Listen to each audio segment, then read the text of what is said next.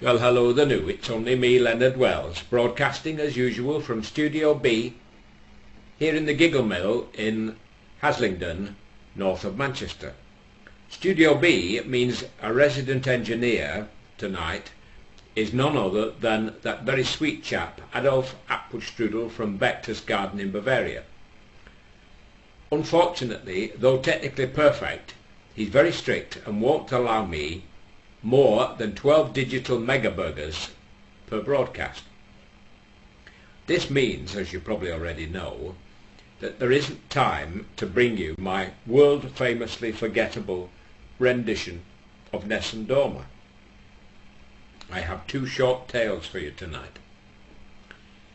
Daniel arrived home as usual at 5 p.m. As soon as he puts a foot through the door, Judith starts having a go at him. Why can't you get home earlier than this? Why don't you wipe your feet whenever you walk into this house? You said you were coming home at lunchtime today. Where's the shopping I asked you to bring? Why don't you bring me flowers like you used to do? You left the toilet seat up again this morning. This incessant criticism and nagging and complaining goes on for 2 hours. Nothing Daniel says or does seems to be able to stop it. By 7 o'clock he's had enough, but from experience he knows better than to have a go at her, so he tries a practical approach. Darling, he says, please let's start again. I'll go back outside and shut the door, and then I'll come back in again and we can pretend that it's the first time I've come home. What do you think? Okay, she replies. So Daniel puts his coat on and he goes outside and he closes the door. He waits a minute, opens the door and steps in with a smile on his face.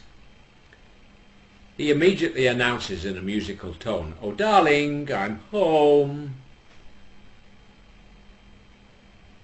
"And just where have you been until this time?" says Judith. "It's past 7 o'clock already." Thank you. My next tale is about a chap called Monty. He goes into John Lewis's department store in Oxford Street to buy a present for his wife Leah on her 70th birthday. He looks around the lingerie department and decides to buy some very sheer lingerie for her. So he goes over to a sales girl and explains what he wants. She shows him many different types, ranging in price from £35 up to £280. The most sheer item is of course the most expensive, but as nothing is too good for his Leah, he chooses the item for £280. He pays for it, the sales girl wraps it, and he takes it home. When he gets home, he kisses Leah and says, "Happy birthday darling, this is for you." So she opens the package, smiles and says, "Oh darling, thank you for such a lovely surprise." "I'm glad you like it," Monty said. "Why don't you go and put it on now and model it for me?" "Okay," she says, and she goes upstairs with the present. But as soon as she opens it, she sees the receipt which Monty had forgotten to remove from the bag. And she says to herself, "What a waste of money.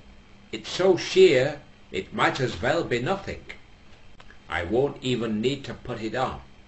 Monty won't notice if I do the modelling naked.